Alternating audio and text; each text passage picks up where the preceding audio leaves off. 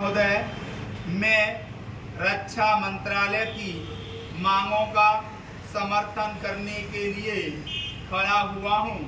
वर्तमान घटनाओं से पता चलता है कि संसार का हर देश अपनी सुरक्षा के बारे में चिंतित है और उसके लिए हर प्रयत्न कर रहा है।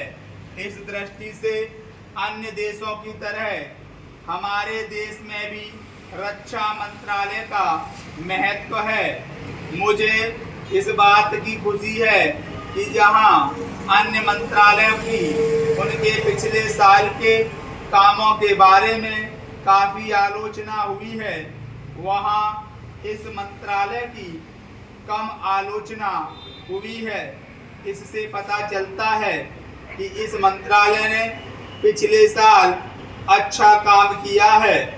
मोटे तौर पर किसी भी देश की सुरक्षा नीति का लक्ष्य यह होता है कि दूसरे देशों, खास तौर से पड़ोसी देशों के साथ मित्रता के संबंध स्थापित हों और हम एक दूसरे के मामलों में हस्तक्षेप ना करें। लेकिन उसके साथ यह भी जरूरी होता है कि हम अपने देश की सीमाओं और अखंडता की रक्षा करें।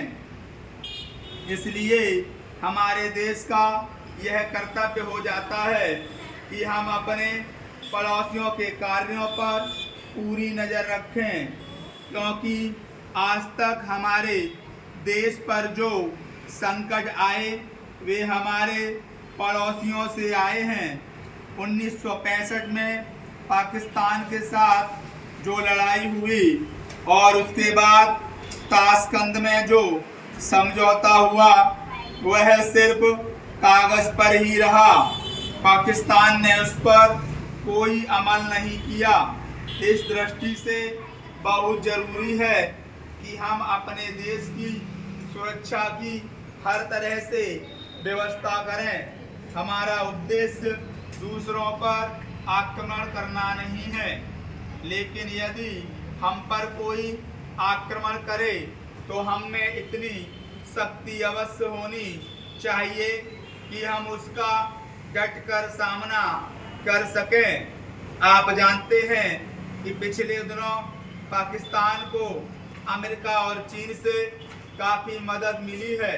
रक्षा मंत्रालय की रिपोर्ट में भी कहा गया है कि पिछले साल अमेरिका ने पाकिस्तान को 1500 करोड़ रुपए की फौजी सहायता दी है।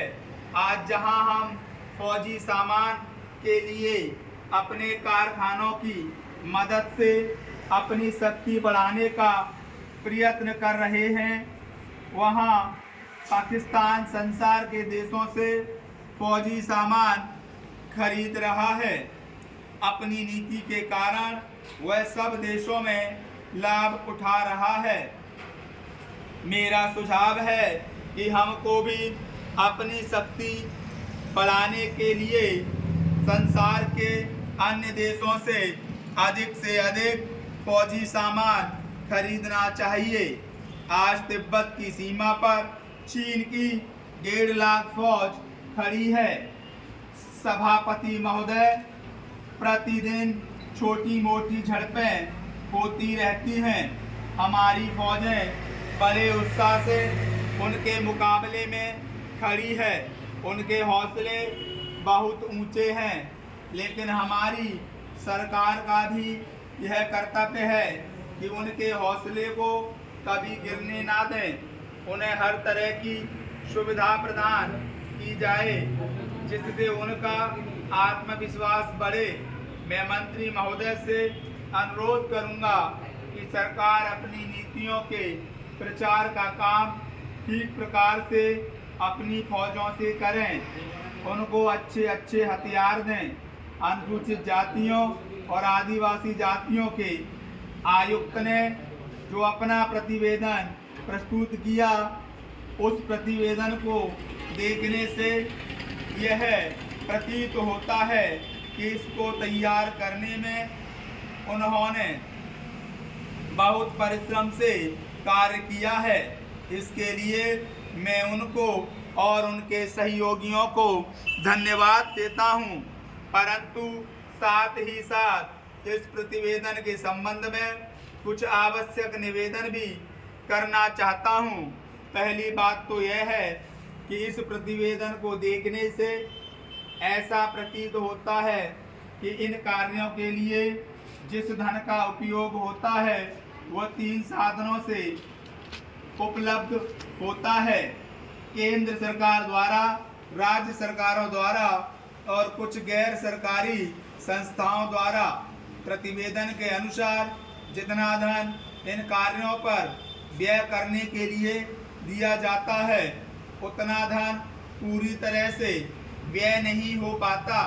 मैं यह नहीं कह सकता कि आवश्यकता से अधिक धन दिया जाता है या कार्यकर्ताओं को वह धन प्राप्त ही नहीं होता, जिसके कारण से वह बिना खर्च हुए बच जाता है। मैं तो यह चाहता हूँ कि जितना धन दिया जाता है उसका पूरा उपयोग हो और आयुक्त को यह ना कहना पड़े कि इस कार्य के लिए जितने धन की आवश्यकता थी उतना धन नहीं मिल पाया और विवश होकर हमको उस कार्य को बीच में ही रोकना पड़ा। जहां तक राज्य सरकारों का संबंध है, बहुत सी राज्य सरकारें अभी तक इस कार्य में असावधानी से काम ले रही हैं और इस कार्य को उपेक्षा की दृष्टि से देखती हैं।